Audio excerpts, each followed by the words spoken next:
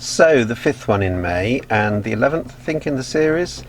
And let's pick up from where we went before, which is the disastrous docking manoeuvre into Brighton Marina, a little look around Brighton Marina, and then on our way to Eastbourne, which is getting very close towards the end of the journey. So the question from last time is, how could such a tranquil scene end up in such a bad docking? Well, basically, you might be able to see it already. I'm kind of ferry gliding or sort of crabbing sideways already, because there is a real tidal current coming in and pushing off the dock, because there's about 127 acres to Brighton Marina. So normally what I would do here is just sort of stop, and that's exactly what I've done. I've stopped, and you can see Serenity is just going sideways because she's being pushed at about 2-3 knots off. I just hadn't taken that into account at all. So really nothing to do here, but I did a quick reverse, which kind of using the prop wash to push the end round, and then did a quick circle. Let's speed it up. Somebody saw my plight and was on hand to, I think the same had happened to him, he's also single-handed sailor, grabbed the front of the boat, thank you very much, and came in a bit steeper. My next priority, because I hadn't done the centre cleat up as a lasso, as a spring, which again I should have done, so that was a little bit lazy of me, is to leap off and get the centre cleat sorted out. Once you've got the centre sorted out, you can deal with the ends.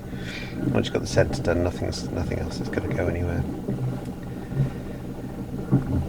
So step off as she's sort of about to start drifting backwards, and get a rope on. And then another couple came along and they said, oh yeah, the same happened to us. So they kind of understood exactly what was going on. And it was a question of sweating the centre line back in. Chap very kindly gave me a hand. So we got this back in, jumped on the boat, actually threw him the aft line, and then I got called on the radio.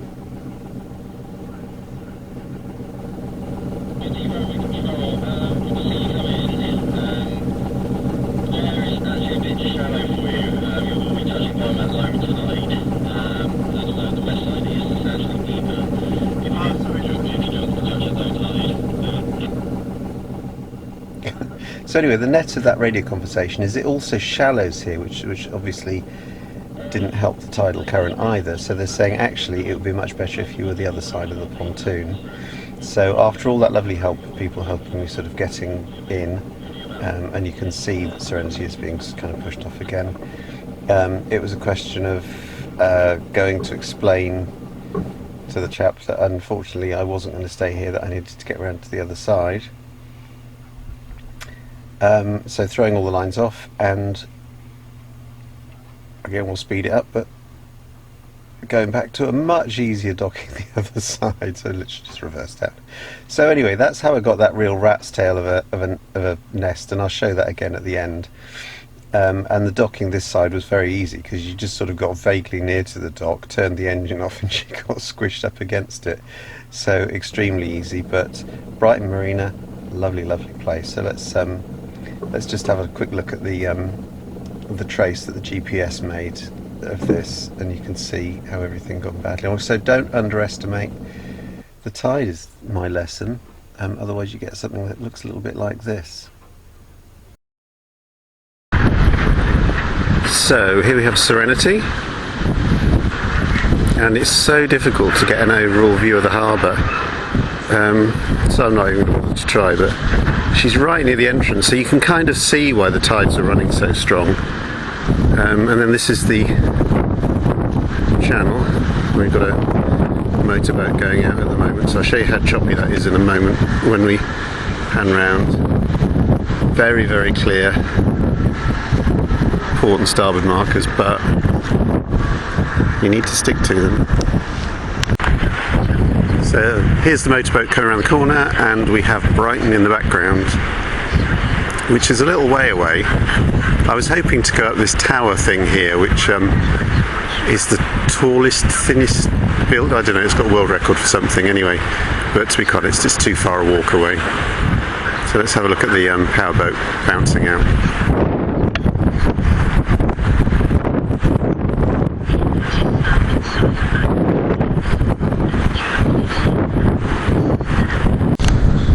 So, Brighton Marina.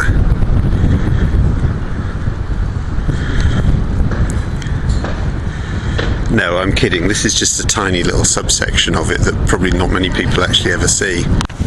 So here we go. This is the other side of the pontoon. So here is Brighton Marina.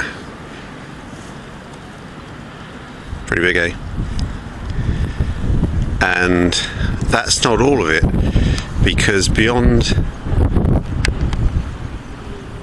that sort of jetty thing over there is another bit exactly the same size as this, which is where Serenity is. So to say it's huge is an understatement. It's huge. Well, I went behind the main marina, and there's even another bit next to a big shopping square, and there's a yacht broker who's actually got a little sort of basin where he keeps his yachts for sale, and just over the way is a supermarket. So this is the definition of a liminal place, it really is.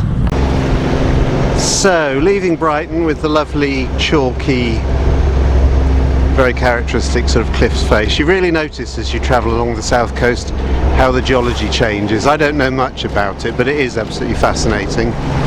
And Brighton well in the distance. Now the really good news,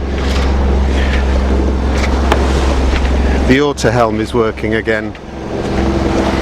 I took it to an electronic company, Marine Electronics. I think they've got a slightly different name on their website, and we decided actually that the ST1000 Autohelm was too small for this boat. It's way outside the characteristics, so the fact it's lasted 30 years is brilliant.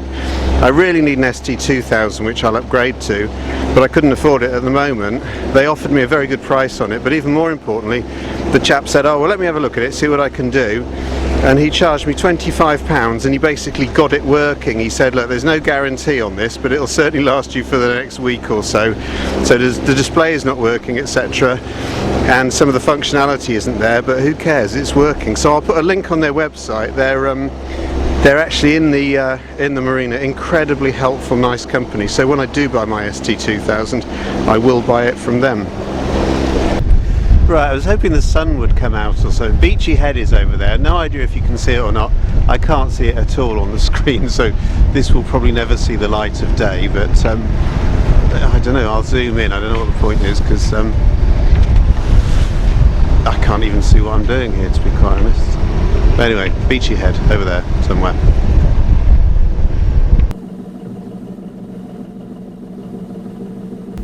So, having started with a disastrous berthing manoeuvre, let's finish with a better one. Coming into Eastbourne, Sovereign Harbour, it's got a lock. A lot of people don't like going into locks. A lot of people dread the idea of going into a lock single-handed, but it is actually simple as long as you set it up. I don't do this perfectly. The idea is you're supposed to have a line from the mid-cleat to the rear. In this case, I've got it around the one of the winches, and then you drop the line over a cleat.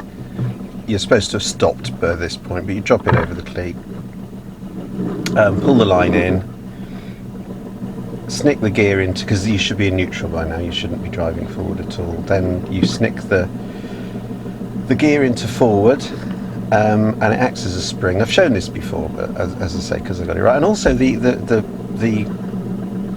sort of the decking is actually a lot higher up, so it's actually easier in a dock. So snick it into first gear, snick it into forward, and what that does, acts as a spring, pulls the boat alongside, and then you're all snug up, just sort of a tick over speed, but in forward gear, and you can get all the other lines and so on sorted out.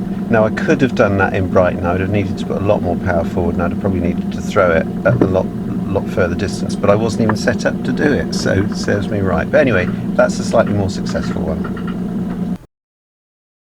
So there we go, in Eastbourne. Next time we'll show a little bit of Eastbourne. I want to try and catch up with real time. We're very nearly getting to real time now, and if I can, I'll cover Eastbourne and going across to Dover, and possibly even as far as Ramsgate, but let's see how much time we've got. I don't want the videos to be too long.